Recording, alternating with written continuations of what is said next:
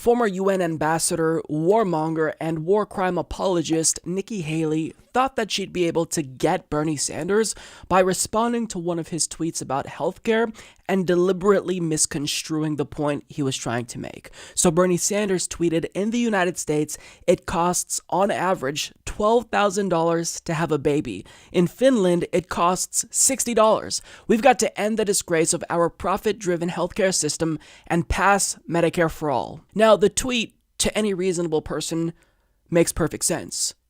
In comparison with other first world countries, the healthcare costs are astronomical. So we all get what he was trying to say.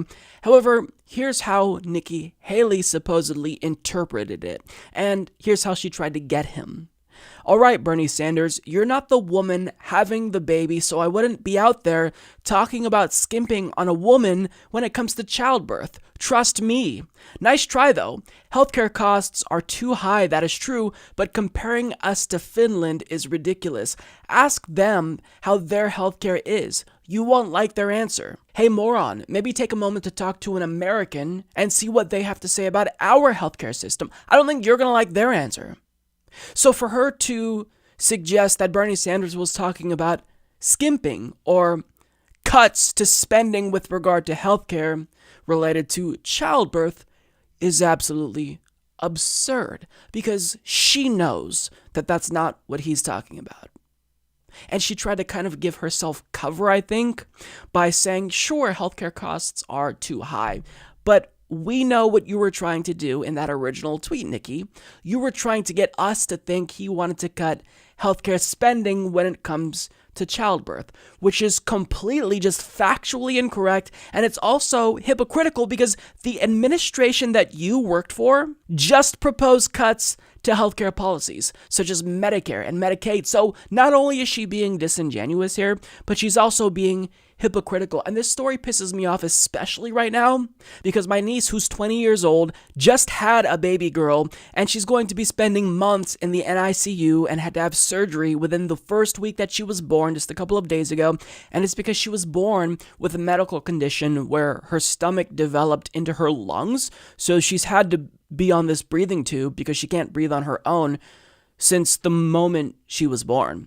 So the problem with America's healthcare system is that my niece, who already has insurance, can't just worry about the health of her baby.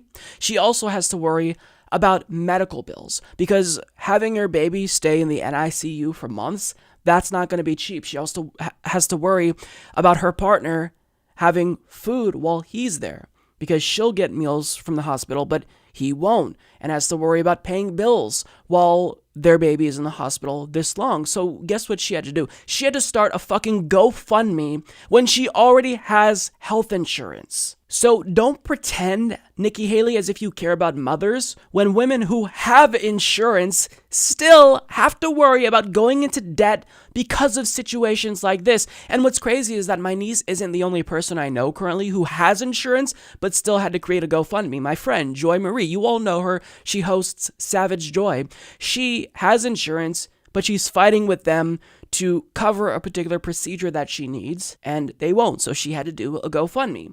So this is what we have to deal with. So Nikki Haley needs to talk to an American about our current healthcare system, because it's clear she's ignorant. Now, let me link you to the GoFundMes to my niece, Megan, and my friend, Joy. Hopefully, you will be encouraged to chip in a buck or two, because this is unfortunately the system where we live in. But the point is that we shouldn't have to do this.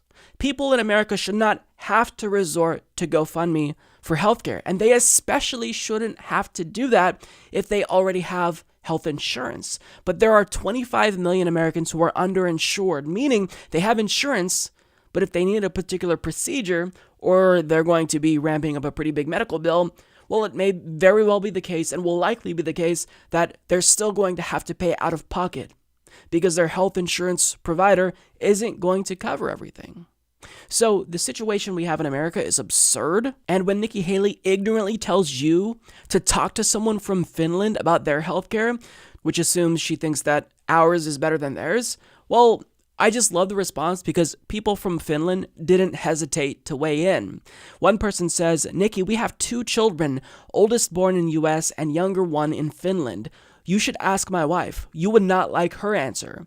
Another person says, it's pretty great. Thanks for asking. Another person says, I'm a Finn. I have been educated by Finnish public education system. I'm a director with a master's in economics. I have 2 children born in public hospitals. Our healthcare system is giving us excellent service. Finland was ranked yesterday the happiest country in the world. So it turns out, Nikki, that when you actually talk to people from Finland about their healthcare system, they love it. And it's not just that they love it, but this is backed up by data that it's actually demonstrably better than ours. Because as Emily Tamkin of the Washington Post explains, a global burden of disease study published last year found that Finland had one of the best healthcare systems in the world. According to that study, Finland, Switzerland, and Iceland have the best quality and most egalitarian systems, and of the top nations, Finland's healthcare had improved the most in recent years. According to the same study, the United States had the world's most expensive healthcare system. U.S. News and World Report declared Finland to have the best public healthcare system. In a 2014 study on infant mortality in the United States and Europe, Finland had the lowest rate and the United States had the highest. Finland's permanent representative to the United Nations, not content to let those studies speak for themselves, also pointed out to Haley that Finland's maternal mortality is, according to the World Health Organization, the lowest in the world, and that per OECD, Finland has the second lowest mortality from cancer of European Union countries. So what Nikki Haley ended up doing by responding to Bernie Sanders and deliberately misconstruing the point that he was trying to make, the obvious point that he was trying to make, was she ended up catalyzing a discussion about just how wonderful Finland's healthcare system is. So to say that this attack on Bernie backfired would be an understatement because she downright face planted. And it's because if you're going to talk about healthcare and you want to cite statistics or facts, you're going to lose 10 times out of 10 because when we say that Scandinavia does it better in a number of areas, we have data on our sides to back up that claim. Now, there are some people already responding saying, well, yeah, Finland is doing really well because their population size is a fraction of the United States's. So obviously that means we can't possibly make our system as good as Finland's. Except that's bullshit because the amount of revenue a country generates from its population will be proportional to its population size. So even if we may have millions more citizens in the United States than Finland, well, that also means that we have more money. So of course, we can do what they're doing here. It's just that there's always some lame excuse that somebody's going to bring up to convince you that what we have is better than everyone else, when we are the only modern first world country who doesn't do what everyone else does. And we spend more per capita than them, and we get worse results. So you can't even argue anymore about Medicare for all and the fundamentals of it and just how beneficial it would be to improving our healthcare system, both in quality and cost. But they're still going to lie because that's all they got.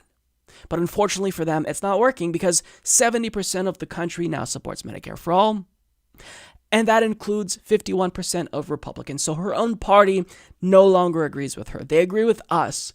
So if you are going to try to stop the momentum we have, you're going to have to do better than misconstruing our points about Medicare for all, because we see right through it. Girly Mike Fettuccine needs your support on Patreon. What a loser. Visit patreon.com/Humanist Report to support the low ratings Humanist Report. Sad. My views are much higher.